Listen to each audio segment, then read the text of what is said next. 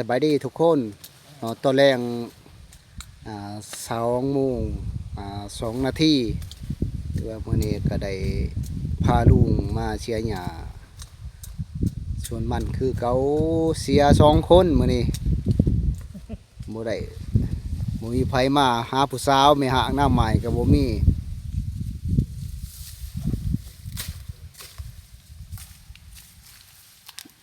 มาเด้อพี่น้องเด้อมาเชียร์หญ้าเด้อมื่อนี้เด้อนี่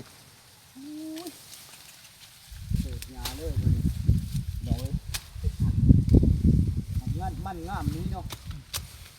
งามเป็นจะได้ดูเถอะแต่ว่าเป็นจะได้อันนี้ว่าเชียร์แหละได้รอบหนึ่งเชียร์แหละมันขึ้นคืน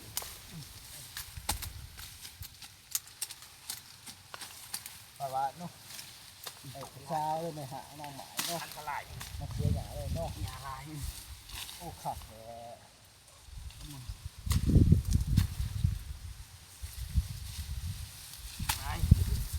มาดูไร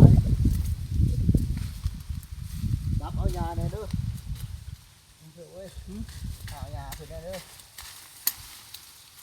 ลูกจะเชียร์แล้วได้ทีหนึ่ง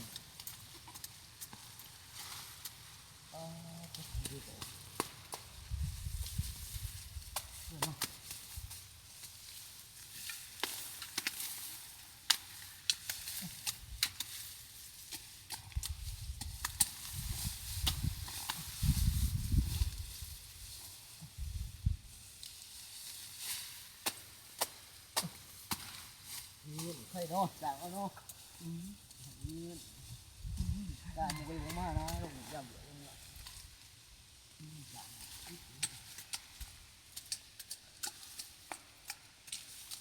มาชูมันชู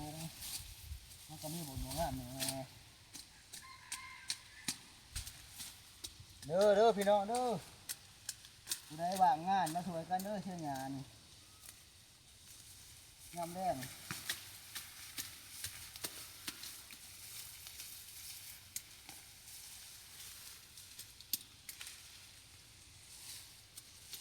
นี่พี่น้องนี่ยาดีตัวนี้ยาดีเจ็บหลังปวดแอวอันนี้ปวดสะดวกมุกเขาบ่คันนี่ร้ายนี่กกอันนั้นบ่นี่กกผสมนี่เลยเกลือผสมเกลือผสมนี่พี่น้องสรรพคุณมันอันนี้เบียร์น้ำมันนิยมใส่แต่บ้านเฮาบ่ค่อยใส่ก็ได้ดีกระเพาะดีเส้นเอ็นยาดีเครือผสมพี่น้องงูเห่าครบนี่เฮาสามารถเอาย่างมันตัวใส่ได้สรรพคุณมัน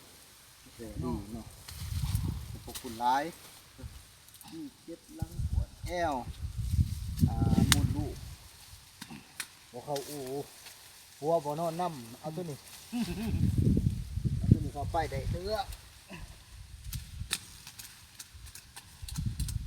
เอาเด้อพี่น้องเด้อย่าเด้อได้ดีพี่น้องกำลังเป็นบัวอยู่เนาะ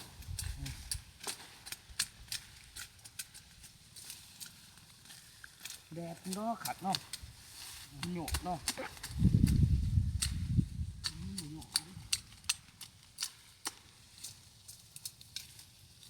โอ้ลายดีเนาะอย่าเนาะพี่น้องตัวนี้เครือยานาง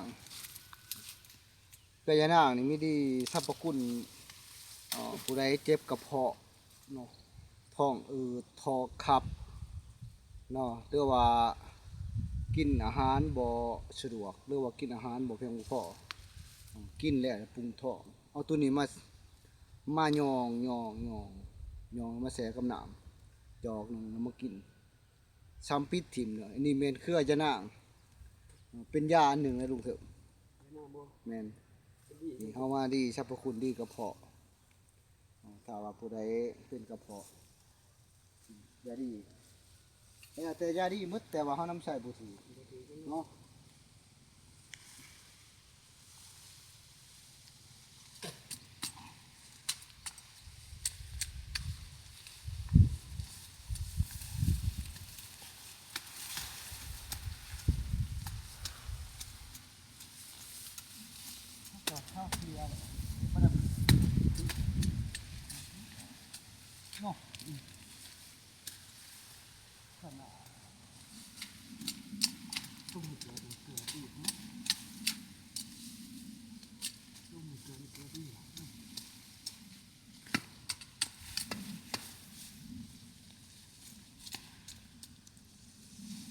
นี่ก็ย่าดีพี่น้อง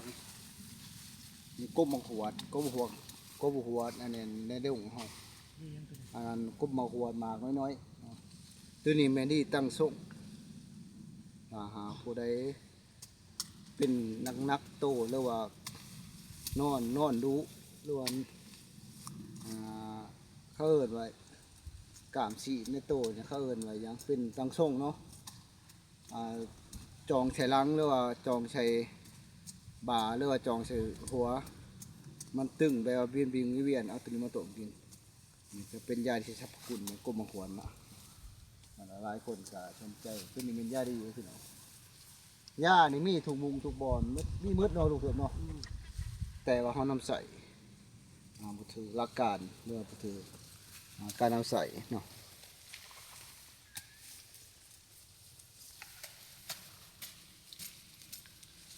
โอ้ยลุงเถอะหญ้าบ่รู้ว่ามีแต่มันนี่โอ้ถือว่ามันก็งามเนาะลุงเถอะเนาะมันก็งาม โอ้คักโอ้โหพี่น้องมื้อนี้มาเสียหญ้าผู้เดียวคือเก่าโอ้ดุเนี่ยนี่ได้หดเมียสัก2-3คนเนาะลุงเถอะเนาะนี่เดี๋ยวอันนี้ลูกบ่มีเมียโสด คนนี้ยังโสด ยังโสดได้พี่น้ เมี อย ง สอง เด้ เมี อย สาม ผู้ใดชวนอกชวนใจก็ทักทายเข้ามา FC เข้ามาติดต่อกันได้อันนี้ชวนบ่าวบ่คำนี่มันบ่งามปานใดปีนี้อยากตกคือว่ามันเป็นบอนงามบางบอนเนาะลูกเถอะเนาะบอนงามบอนบ่งามคันที่งามเสมอเลยเขาเอิ้นว่าสมบูรณ์แบบฉะนั้นแล้วขอบขอบใจฝากถึง FC พี่น้องเฮาสปปลาวผู้ใดชาวสวนเด้อพี่น้องเด้อก็ขอให้กำลังใจกันสู่ต่อไป